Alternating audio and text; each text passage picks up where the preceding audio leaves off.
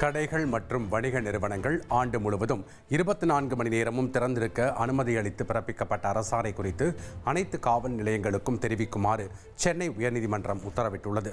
இரவு நேரங்களில் கடைகளை மூடும்படி காவல்துறையினர் நிர்பந்திப்பதாக கூறி வழக்கு தொடரப்பட்டது. இந்த வழக்கை விசாரித்த நீதிபதி 24 மணி நேரம் கடைகளை திறந்து வைக்கலாம் என்ற அரசாணை குறித்து அனைத்து காவல் நிலையங்களுக்கும் தெரிவிக்குமாறு தமிழக டிஜிபிக்கும் சென்னை காவல் ஆணையருக்கும் உத்தரவிட்டுள்ளார்.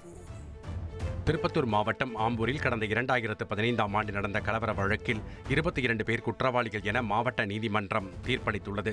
அணைக்கட்டு பகுதியைச் சேர்ந்த பழனி என்பவரின் மனைவி காணாமல் போன சம்பவத்தில் ஷமீல் அகமது என்பவரை போலீசார் விசாரணைக்கு அழைத்துச் சென்ற போது உடல்நலக்குறைவு ஏற்பட்டு உயிரிழந்தார்.